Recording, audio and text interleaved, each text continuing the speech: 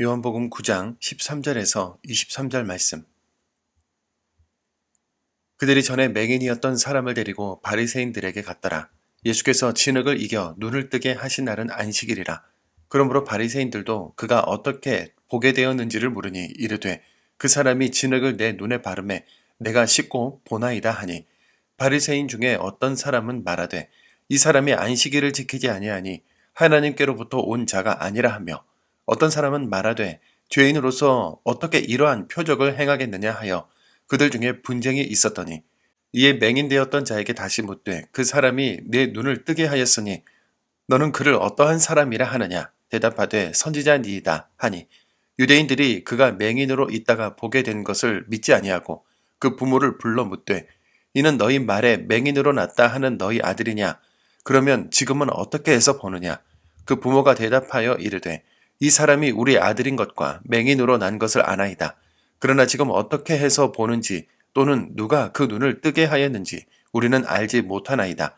그에게 물어보소서. 그가 장성하였으니 자기 일을 말하리이다.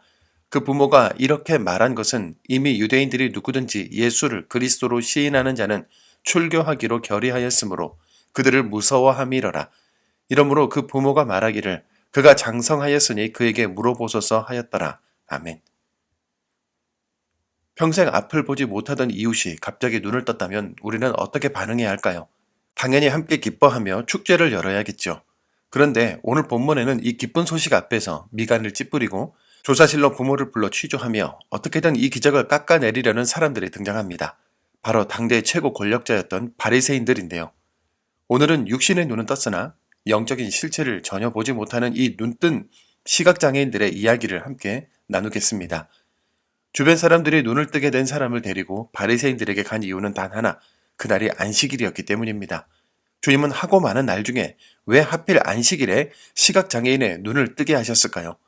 그것은 안식일의 진짜 주인이 누구이며 안식의 참 뜻이 무엇인지를 보여주기 위한 의도적인 도전이었습니다. 안식일은 사람이 진정한 쉼과 생명을 얻는 날이지 율법 조문에 갇혀서 꼼짝 못하는 날이 아니기 때문입니다.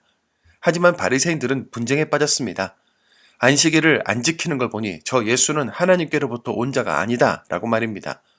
그들은 기적의 실체보다 형식이 더 중요했던 거죠.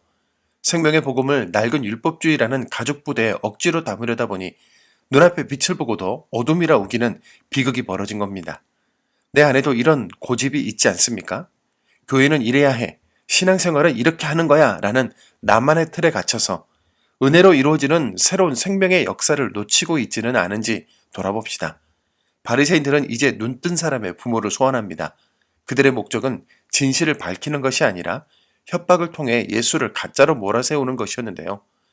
당시 유대 사회에서 출교는 단순한 종교적 제명이 아니었습니다.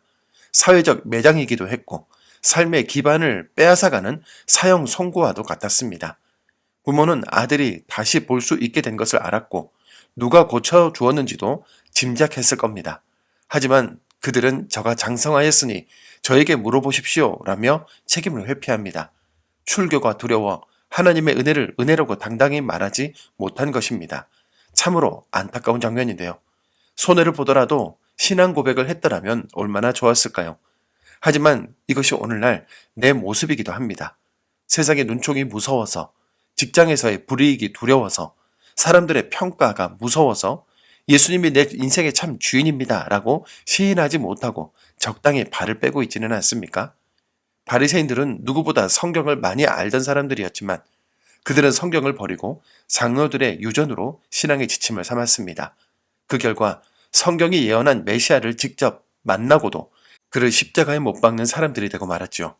성경을 올바르게 읽지 못하면 지식이 쌓이면 쌓일수록 오히려 독이 되는데 내 입맛에 맞는 구절만 뽑아 내 의로움을 증명하는 도구로 쓰기 때문입니다. 우리는 오늘 본문의 바리새인들을 보며 어떻게 이럴 수 있어? 라고 생각하지만 성경의 본질을 놓친 채 종교 생활만 반복한다면 우리 역시 언제든 눈뜬 시각장애인이 될 수 있음을 기억해야 합니다. 주님은 우리에게 그런 답답한 종교를 주러 오신 분이 아닙니다. 우리를 억누르는 모든 형식과 두려움에서 자유케 하시며 진정한 안식과 생명을 주러 오셨습니다. 이번 한 주간 사람들의 시선이나 사회적 불이익이라는 현대판 출교 앞에 비겁하게 숨지 맙시다. 내 좁은 고정관념에 모든 것을 집어넣으려 하기보다 주님이 주시는 생명의 역사를 있는 그대로 받아들입시다. 예수님께서 내 눈을 뜨게 하셨습니다 라고 고백했던 그 시각장애인처럼 우리도 당당하게 예수를 증거하며 살아가는 승리자들이 되기를 주님의 이름으로 축원합니다. 사랑과 생명의 주님, 날 때부터 시각장애인이었던 자를 긍휼히 여기셔서 안식일에 참된 기쁨을 맛보게 해주신 은혜에 감사드립니다. 오늘 기적 앞에서도 형식을 따지며 분노했던 바리새인들과 세상의 두려움 때문에 진리를 외면했던 부모의 모습을 보며 우리 자신의 연약함을 발견합니다. 주님이 주신 복음의 새 포도주를 여전히 낡은 고정관념과 형식주의라는 가죽부대에 담으려 했던 어리석음을 용서하여 주옵소서.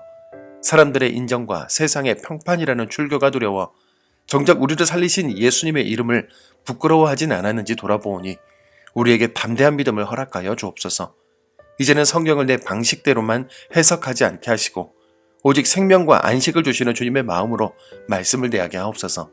그리하여 우리의 삶이 메마른 세상 속에서 주님의 살아계심을 드러내는 당당한 증거가 되게 하여 주옵소서.